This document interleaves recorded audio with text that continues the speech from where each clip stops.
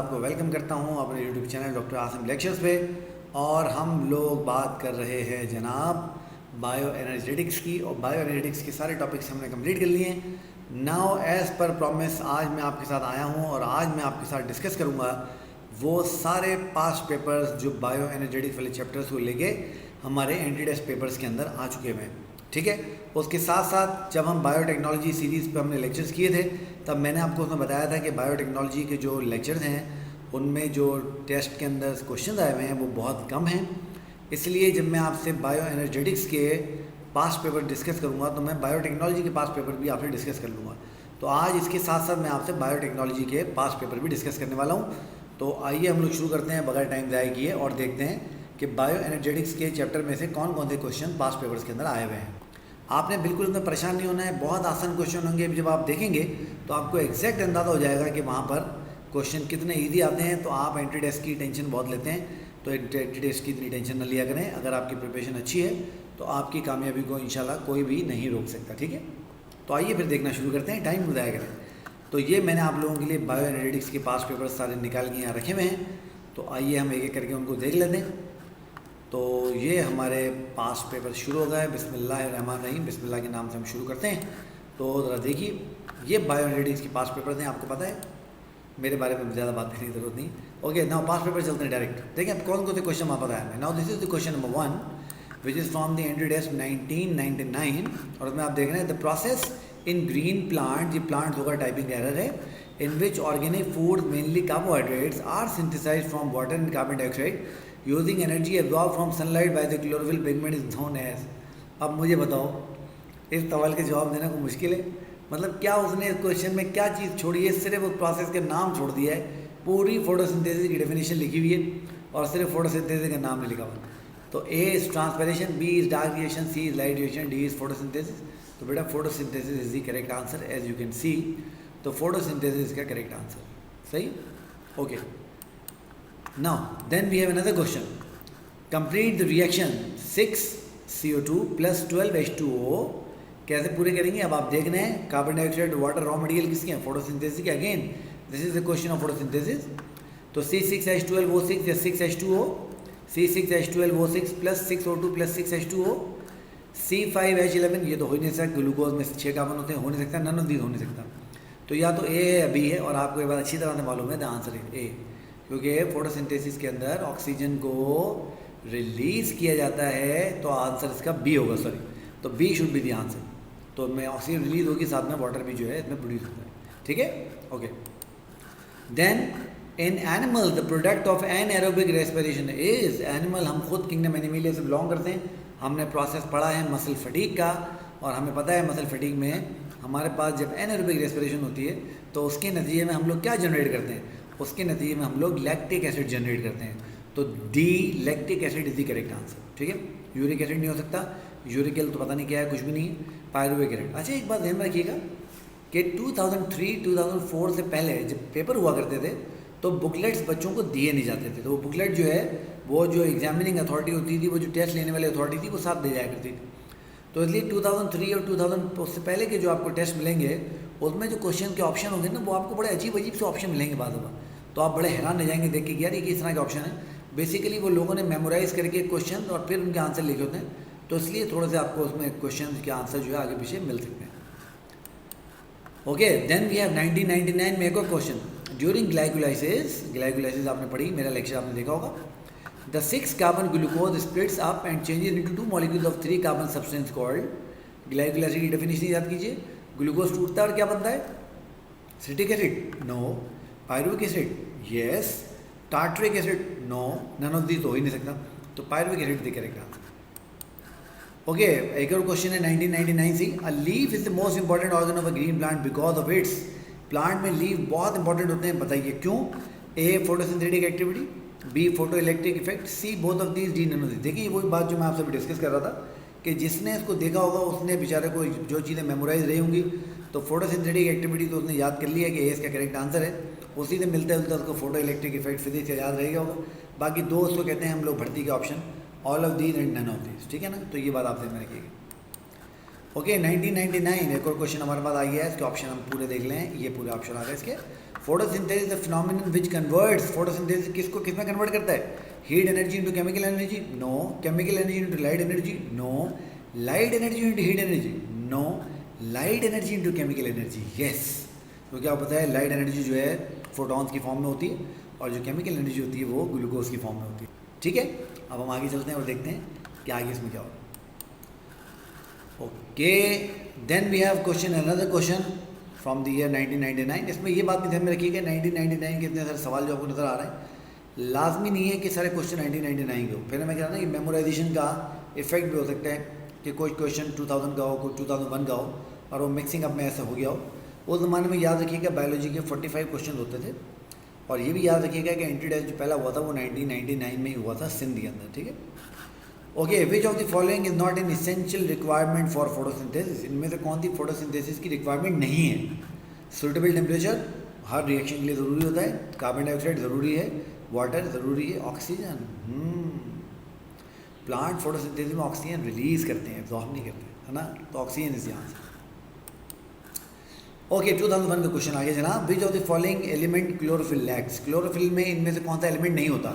Iron, nitrogen, hydrogen and oxygen. आपको chlorophyll का formula याद है ना, मैंने बताया था आपको। Iron is the correct answer. इसमें आयरन नहीं होता, इसमें इसकी जगह मैग्नीज होता है, आयरन नहीं होता। Okay, all the steps of respiration except, इसमें सारे के सारे जो स्टेप्स हैं वो रेस्पिरेशन के, कौन सा नहीं है? क्रेब्स साइकिल एरोबिक रेस्पिरेशन का पार्ट है।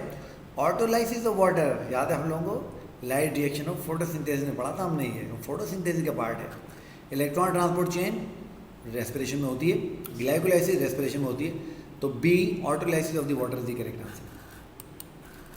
Okay, which of the following is the photosynthetic equation, इनमें से कौन सी फोटोसिंथेसिस की इक्वेशन है भाई? देखिए आप, कार्बन डाइऑक्साइड वाटर से मिल रहा है, ग्लूकोज बना रहा है, कार्बन डाइऑक्साइड बना रहा है, नो, गलत हो गया।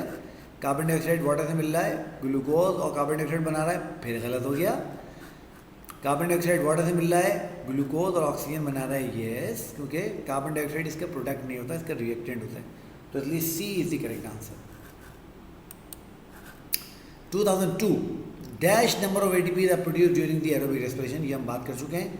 अब देखो यहाँ पर इसने हमसे नेट या टोटल नहीं पूछा, तो जब हम इस तरह की सिचुएशन आ जाएगी तो हम टोटल को कंसीडर करेंगे, तो 38 शुड बी द आंसर, 38 इसका आंसर होना चाहिए। अगर ये हमसे नेट पूछता तो हम 36 कहते हैं, बल चूंकि इसने नंबर ऑफ एटीपी पूछा है तो नंबर ऑफ एटीपी तो 38 बनता है, यानी टोटल की बात हो रही है। ओके, 2003 में भी ये सवाल आया हुआ और 2006 में ये क्वेश्चन रिपीट हुआ है, इसलिए 3+6 मैंने इसमें लिख दिया। Electron transport chain is a group of molecule located in the, तो इलेक्ट्रॉन ट्रांसपोर्ट चेन कहाँ लोकेट करती है? A inner membrane of the mitochondrion, B outer membrane of the mitochondrion, C inter membranes space of mitochondrion, या D the matrix of the mitochondrion. मैंने आपको electron transport chain पे lecture किया, पूरा detail मैंने आपको बताया था, उसी के साथ मैंने आपको एटीपी के काउंट भी करवाया था रेस्पिरेशन के प्रोसेस में, आपको याद है ना? तो आप ये बात समझ लीजिए और ये बात याद कर लीजिए कि ये जो इनर मेम्ब्रेन होती है, इनर फोल्डेड मेम्ब्रेन क्रिस्टी, उसके ऊपर लोकेट करती है, तो A is the correct answer. Alright, 2005 का क्वेश्चन है जी, the end product of glycolysis. देखिए ये सवाल रिपीट हो गया 99 वाला, acetyl coenzyme A, no it's not an end product of glycolysis. याद कर लीजिए, बच्चे कंफ्यूज हो जाते हैं, वो ग्लाइकोलाइसिस में पायरुवेट बनती है, then pyruvate converted into acetyl coenzyme है, तो इसको मिक्सअप नहीं करना है, तो pyruvic acid should be the answer. Lactic acid भी डायरेक्ट नहीं बनेगा, सिट्रिक एसिड भी डायरेक्ट नहीं बनेगा, वो मॉडिफाई होंगे। तो ग्लाइकोलाइसिस का एंड प्रोडक्ट पायरुविक एसिड ही है, बाकी सारे उसके प्रोडक्ट्स हैं। 2007 which compound captures light energy in plants? Yes, plant के पास क्या चीज़ होती है लाइट को कैप्चर करने के लिए? हमें पता है पिगमेंट्स होते हैं, और यहाँ पे कोई पिगमेंट लिखा हुआ है, देख लेते हैं। Oxygen no, carbon dioxide no, water no, chlorophyll yes, क्योंकि chlorophyll is a pigment molecule, none of the above इसका आंसर नहीं हो सकता। ठीक हो गया? ओके, 2007 का एक और सवाल है, द केल्विन बेंसन साइकिल। अच्छा देखिए, कभी इस तरह के सवालों से आपको वास्ता पड़ जाए ना जिसमें क्वेश्चन क्लियर ना हो। अब देखिए केल्विन बेंसन साइकिल, आगे क्या कुछ नहीं लिखा हुआ, तो आपने उसको पढ़ के खुद देखना है कि आपसे करेक्ट चीज़ें पूछी जा रही हैं या गलत चीज़ें पूछी जा रही हैं। तो अब देख लेते हैं। Calvin cycle mean we are talking about light independent reaction, does not use light energy, yes, ये लाइट एनर्जी को इस्तेमाल नहीं करता। अकर्स इन साइटोप्लाज्म, नो, ये स्ट्रोमा ऑफ क्लोरोप्लास्ट के अंदर होता है। रिलीज कार्बन डाइऑक्साइड, नो, ये कार्बन डाइऑक्साइड इस्तेमाल करता है। देखो 3 ऑप्शन गलत होगा, इसका मतलब ये हमसे सही ऑप्शन पूछ रहा है। प्रोड्यूस एटीपी, क्या है एटीपी प्रोड्यूस करता है? नो, ये एटीपी कंज्यूम करता है। तो none of the above should be the answer, यानी इनमें से कोई भी स्टेटमेंट सही नहीं है, ये सारी स्टेटमेंट गलत है। या does not use light energy, sorry हाँ हाँ सही, okay, does not use light energy इस्तेमाल नहीं करता, तो इसका ए ऑप्शन सही होगा। तो ये बी, सी और डी ऑप्शन गलत हैं, तो इसका मतलब है करेक्ट ऑप्शन पूछा जा रहा है, तो A should be the answer, सही, ठीक, A should be the answer. Okay, 2007, which of the following statement about Krebs cycle is not true. देखिए ना कौन सी सही नहीं है। A, Krebs cycle occurs in the matrix of the mitochondria, ये बिल्कुल सही बात है क्योंकि मैट्रिक्स ऑफ माइटोकॉन्ड्रिया में ही होता है। B, Krebs cycle link to glycolysis with pyruvate, no, pyruvate से लिंक नहीं होता, एसिटाइल कोएंजाइम ए से लिंक होता है। C, Krebs cycle is the single greatest source of direct energy in cell, no, ये भी गलत है क्योंकि वो इलेक्ट्रॉन ट्रांसपोर्ट चेन है। Citrate is an intermediate between Krebs cycle, yes. Krebs cycle produce nucleotide such as NADH and FADH2, yes. अब इसमें B और सी के अंदर जो डिबेट है, अगर हम एनर्जी रिच कंपाउंड को मान लें तो फिर बी भी इसमें गलत होगा और सी इसमें सही होगा, क्योंकि NADH और FADH ही आगे चल के हमारे पास जब इलेक्ट्रॉन ट्रांसपोर्ट चेन से गुजरते हैं तो ATP प्रोड्यूस करते हैं ना, तो इसका मतलब है सी ऑप्शन भी मुझे इसमें सही लग रहा है, तो B is should be the correct answer. क्योंकि क्रैब्स साइकिल मैंने आपको बताया था लेक्चर में, आपको याद होगा जो मेरा लेक्चर था वो आपने देखा है, आपको ये बात अच्छी तरीके से याद है कि एसिटाइल कोएंजाइम में ग्लाइकोलाइसिस को कनेक्ट करता है क्रैब्स साइकिल से, पायरुविक एसिड नहीं करता है ना, पायरुविक एसिड डायरेक्ट नहीं कर सकता। ओके, उसके बाद हमारे पास एक और क्वेश्चन आ गया है कि which of the following statement regarding photosynthesis is not true. फिर वो बात जो सही नहीं है। A, the light cycle occur only during the exposure to the light, सही है क्योंकि लाइट ड्यूरेशन लाइट के बगैर नहीं हो सकता। The dark cycle occur only on the absence of light, ये गलत है, वो दिन के वक्त भी हो रही होती है। ATP are produce during the light cycle, yes, light duration में हमने देखा था नॉन साइक्लिक फोटोफॉस्फोरिलेशन हो रही थी। During the dark cycle sugar phosphates are produce, yes, हमने देखा ग्लाइसोलेट 3 फॉस्फेट्स में बनता है। Red and blue light are optimal for photosynthetic pigment, ये भी सही है, मैंने आपको बताया था रेड और ब्लू लाइट में फोटोसिंथेसिस सबसे ज़्यादा होती है। तो इनमें से कौन सा गलत है? बी इसका जो है वो गलत आंसर है, क्योंकि ये दिन में भी हो रहा होता है ना, तो वो नॉट ट्रू पूछ रहा है, तो B should be the answer. Okay, 2011, which of the following process has a net reaction of pyruvic acid plus 3O2 H2O plus 5 carrier plus 3 CO2 plus 5 carriers 2H, किसकी रिएक्शन है? 3 carbon dioxide produce हो रहे हैं, साथ में क्या produce हो रहा है? 3 वाटर के मॉलिक्यूल प्रोड्यूस हो रहे हैं, 5 कैरियर प्रोड्यूस हो रहे हैं। Glycolysis, fermentation, try carboxylic acid, electron transport chain या नन ऑफ द अबव। अब देखिए पायरुविक एसिड की बात हो रही है ना, यानी पायरुविक एसिड बन गया है तो इसका मतलब है ग्लाइकोलाइसिस तो नहीं हो सकता, क्योंकि ग्लाइकोलाइसिस पायरुविक एसिड प्रोड्यूस करता है, यहाँ पायरुविक एसिड रिएक्टेंट है। Fermentation, TCA, try carboxylic acid cycle, मुझे ये आंसर सही लग रहा है, मुझे ये आंसर सही लग रहा है। इलेक्ट्रॉन ट्रांसपोर्ट चेन नहीं हो सकता। अब देखें, मुझे ट्राई कार्बोक्सिलिक एसिड साइकिल यानी सिट्रिक एसिड साइकिल की यानी आपकी क्रैब्स साइकिल की बात हो रही है, क्योंकि देखें उसके अंदर वाटर प्रोड्यूस होता है, बिल्कुल होता है, 5 कैरियर प्रोड्यूस होते हैं, 3 NADH होते हैं, 1 FADH होता है, 5वां कैरियर कौन सा है ये मुझे सोचने दें, हो सकता है क्वेश्चन में प्रॉब्लम हो। कार्बन डाइऑक्साइड के 3 मॉलिक्यूल जनरेट होते हैं, ये सही है, ये सही है, मेरे ख्याल है try carboxylic acid cycle is the answer, मेरा ख्याल है, क्योंकि बाकी और कोई इसमें फिट नहीं हो रहा है। The source of oxygen in photosynthesis is, photosynthesis में ऑक्सीजन की सोर्स क्या है? कौन फोटोसिंथेसिस में हाइड्रोजन डोनर के तौर पे काम करता था भाई? वाटर करता था ना यार, तो वाटर शुड बी आंसर। तो carbon dioxide no, glucose no, ATP no, water yes, NADP no. तो याद कर लीजिए फोटोसिंथेसिस के प्रोसेस में जो हाइड्रोजन डोनर का काम करता है वो वाटर करता है, ठीक है। Okay, 2012, during the process of photosynthetic nutrition photosynthesis the material use by phototropic organisms are, phototropic organism कौन से मटेरियल इस्तेमाल करते हैं? Carbon dioxide and water, yes, minerals, might be, light, yes, green pigments, yes, all of the above. देखिए minerals हम sure नहीं है, but जब 3 ऑप्शन करेक्ट हो रहे हैं तो इसका मतलब मिनरल्स का भी कोई ना कोई रोल इसमें कहीं ना कहीं ज़रूर होगा, इसलिए हम ऑल ऑफ द अबव को जो है वो टिक करेंगे। याद कर लीजिए, जब भी आप किसी ऐसे सवाल में पहुंच जाएं जहां पर आपके पास 5 में से 3 ऑप्शन सही हो रहे हों, ऑल ऑफ द अबव की ऑप्शन भी हो, चौथा ऑप्शन आपको कंफर्म ना भी हो, तब भी आप ऑल ऑफ द अबव को जो है वो टिक करेंगे। इवन अगर आप 2 ऑप्शन में भी श्योर हो गए कि दोनों ऑप्शन सही है और ऑल ऑफ द अबव का आंसर मौजूद है, तो आप उसको ऑल ऑफ द अबव कर दिया करें, ठीक है ना, गलती ना किया करें। Okay, pyruvic acid is the end product of, pyruvic acid end product है किसका? पायरुविक एसिड किसके एंड में प्रोड्यूस होता है? Krebs cycle no, glycolysis yes, photosynthesis no, anaerobic respiration no, क्योंकि एनारोबिक रेस्पिरेशन के एंड में या तो इथेनॉल बन जाएगा या लैक्टिक एसिड बन जाएगा ना, वो उसके बाद एंड प्रोडक्ट भी तो बनेंगे ना उससे। इलेक्ट्रॉन ट्रांसपोर्ट चेन नो, तो ग्लाइकोलाइसिस दिया। ओके 2003 का सवाल आ गया, wine that beer the form due to the process of dash process, aerobic respiration no, hydrolysis no, hydrogenation no, fermentation yes, decarboxylation no. आपको पता है ना अल्कोहलिक फर्मेंटेशन का प्रोसेस आपने पढ़ा था, तो ये अल्कोहलिक फर्मेंटेशन की एग्जाम्पल है, जो कि एनएरोबिक रेस्पिरेशन में ग्लाइकोलाइसिस की बात होती है। Okay 2014 the light reaction of photosynthesis occurs in the, light reaction कहाँ होता है भाई, स्ट्रोमा में होता है, नो, थाइलाकोइड मेम्ब्रेन में, यस, माइटोकॉन्ड्रिया में, no, nucleus no, ribosome no. तो हमने देखा था कि वो जो लाइट रिएक्शन में electron transport chain of photosynthesis था, it is located in the thylakoid membrane, तो thylakoid membrane is the answer. 2014 all of the following are needed for the photosynthesis except, photosynthesis के लिए हमें क्या नहीं चाहिए, लाइट चाहिए, बिल्कुल चाहिए, ग्लूकोज चाहिए क्या, अरे नहीं चाहिए भाई, क्लोरोफिल चाहिए, चाहिए, वाटर चाहिए, चाहिए, कार्बन डाइऑक्साइड चाहिए, चाहिए, ग्लूकोज नहीं चाहिए हमें, तो कंफ्यूज ना हुआ करें, ग्लूकोज नहीं चाहिए हमें। चलो आगे चलते हैं। Okay which of the following is stage in light independent reaction in photosynthesis, Calvin cycle में इनमें से क्या हो रहा है, carboxylation of 5 carbon sugar, yes, राइबोलोज 1,5 bisphosphate जिसको रिबिस्को कार्बन डाइऑक्साइड के साथ मिलाता है, it's a 5 carbon sugar, 5 carbon sugar, sugar I am not sure but it's a 5 carbon compound. Photolysis of water होती है, नहीं होती, लाइट इंडिपेंडेंट रिएक्शन की बात हो रही, नहीं होती। फोटोफॉस्फोरिलेशन ऑफ एटीपी, नो, वो लाइट रिएक्शन में होता है। रिलीज ऑफ ऑक्सीजन, नो, वो भी लाइट रिएक्शन में होता है। All of the above. तो which of the following is C stage in light independent reaction, तो A should be the answer, A इसका आंसर होगा। वो जो राइबोलोज 1,5 बिसफॉस्फेट का मैं बता रहा हूँ, it's a 5 carbon compound, I am not sure कि वो शुगर है, बट इसमें तो वही ऑप्शन सही है, क्योंकि बाकी ये तीनों जो स्टेप्स हैं ये लाइट रिएक्शन के स्टेप्स हैं, लाइट इंडिपेंडेंट रिएक्शन के स्टेप्स नहीं हैं।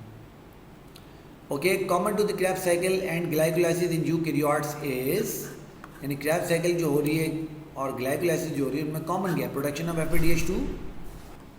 ओके 2014 के क्वेश्चन है, common to the Krebs cycle and glycolysis in eukaryotes is, दोनों में कॉमन क्या है, ओके प्रोडक्शन ऑफ FADH2 नहीं, ग्लाइकोलाइसिस में FADH2 नहीं बनता, हमें पता है, क्रेब्स साइकिल बनता है।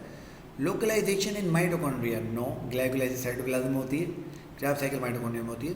Occurrence in inaerobic condition, no, Krebs cycle anaerobic respiration का पार्ट नहीं है। Substrate level phosphorylation, substrate level phosphorylation, yes. Oxygen utilization नहीं, ग्लाइकोलाइसिस में नहीं होती, D is the answer. Substrate level phosphorylation हमने देखी, ये हो रही है, ये आंसर, ये इसका आंसर सही, ठीक है, सही। ओके 2014 हमारे पास सवाल आ गया है, why yeast is used in bread making, आप यीस्ट को डबल रोटी बनाने में क्यों इस्तेमाल करते हो भाई।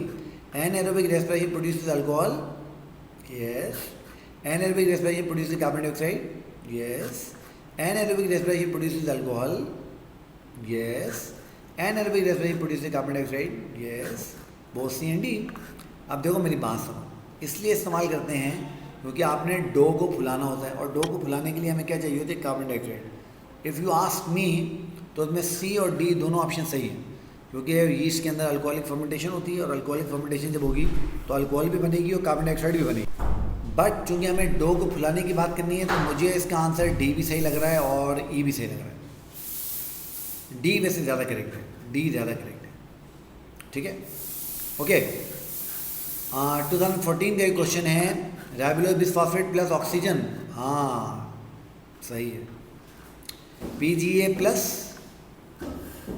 अब देखो यहाँ पे इन्होंने रिबिस्को को कार्बन डाइऑक्साइड के साथ नहीं मिलाया, रिबिस्को को इन्होंने ऑक्सीजन के साथ मिलाया, क्योंकि रिबिस्को इज कार्बोक्सिलेट एंड ऑक्सीजन है, दोनों के साथ मिल सकती है। तो यहाँ पे फॉस्फोग्लाइसराल्डिहाइड के साथ फॉस्फोग्लाइकोलेट बनेगा, फॉस्फोग्लाइकोलेट, तो B should be the answer, है ना। तो बच्चों इसके साथ ये मैंने आपके साथ डिस्कशन कंप्लीट कर ली जो पास पेपर से बायो एनर्जेटिक्स के। उसके बाद हम कुछ जो क्वेश्चन हैं इसमें जो कि हमारे बायोटेक्नोलॉजी के हैं उनको देख लेते हैं। अगर इसके अलावा कुछ क्वेश्चन आपके नॉलेज में हों, आपके इल्म में हों, तो नीचे कमेंट सेक्शन में जाके मुझे वो क्वेश्चन टाइप कर दीजिए, ताकि मैं उनको इस वीडियो के अंदर बाद में ऐड कर लूँ, या एक नई वीडियो बना के उसके अंदर उसको जो है वो ऐड कर लूँ, ठीक है। अब हम ज़रा पास पेपर देख लेते हैं बायोटेक्नोलॉजी वाले। ओके तो ये पास पेपर हैं बायोटेक्नोलॉजी के, ज़्यादा सवाल नहीं है, कुछ सवाल हैं जल्दी इनको देख लेते हैं। Okay now enzyme used to seal sticky end of the DNA restriction fragment is, DNA को बांधने के लिए जो एंजाइम इस्तेमाल होगा वो क्या होगा, it should be the DNA ligase, वो डीएनए लाइगेज होगा और वो डीएनए लाइगेज ही है, ठीक है। Okay, dash is use to seal a DNA restriction fragment. फिर देखें वही सवाल आ गया, लाइगेज वाला सवाल है, DNA ligase should be the answer. Okay 2016 the enzyme that act like a scissor in the recombinant DNA technology, molecular scissor, याद आ रहा है ना, रिस्ट्रिक्शन एंजाइम्स इसके आंसर होगी, restriction enzyme should be the answer. Okay, ये सवाल आ गया हमारे पास, when bacteria are genetically engineer to produce human insulin the enzyme used in the procedure are A ligase, B restriction endonuclease, C reverse transcriptase. In which order enzymes are used, किस order में आप enzyme को use करेंगे। अब देखें सबसे पहले तो आप रिस्ट्रिक्शन एंडोन्यूक्लियस से उसको काटेंगे, तो फर्स्ट में हमारे पास आएगा 2, उसके बाद हम उसको वेक्टर डीएनए में ले जाके रखेंगे, उसको सील करेंगे, उसके बाद हमारे पास आएगा 1 और उसके बाद हम रिवर्स ट्रांसक्रिप्टेज से उस आर से डीएनए के प्रोडक्ट बना के इस्तेमाल करेंगे। तो for me C should be the answer 2, 1 and 3। ठीक है बेटे, तो ये आपके जो है बायोटेक्नोलॉजी के ये 3-4 सवाल थे, ज़्यादा नहीं थे। तो ये हमने बायोटेक्नोलॉजी के सवाल भी देख लिए, बायो एनर्जेटिक्स के सवाल भी देख लिए। अब हम इस लेक्चर को यहाँ पे ख़त्म करते हैं। आप मेरा यूट्यूब चैनल देख रहे हैं, लाइक कर रहे हैं, सब्सक्राइब कर रहे हैं, पसंद कर रहे हैं। एक जो मुझे आप लोगों से शिकायत करनी है वो ये करनी है कि मेरे चैनल पे 40% से ज़्यादा जो ट्रैफिक आ रही है वो नॉन सब्सक्राइबर्स की तरफ से आ रही है। यानी अगर 1000 व्यू मुझे मिलते हैं एक दिन में, तो उनमें से 400 से ज़्यादा व्यू वो होते हैं जो वो लोग करते हैं जो सब्सक्राइबर नहीं है। तो काइंडली बेटा जब वीडियो देखते हो और इतनी देखते हो तो सब्सक्राइब के बटन को हिट किया करें, बेल आइकन को प्रेस किया करें, ताकि आपको हर नई वीडियो का नोटिफिकेशन मिले। मुझे इजाज़त दीजिए, अपना बहुत सारा ख्याल रखिए। मैं इंशाल्लाह आज ही एक पोल इसके ऊपर अपलोड करने लगा हूँ अपने यूट्यूब चैनल के ऊपर, जिसमें हम बात करेंगे कि अगली हमें कौन से चैप्टर की सीरीज़ करनी है। आप उसमें अपना वोट कास्ट कीजिए, जिसको सबसे ज़्यादा वोट मिलेंगे अगला लेक्चर हम उसी के ऊपर करेंगे। ठीक है बच्चों, अपना बहुत सारा ख्याल रखिए। अल्लाह हाफिज़।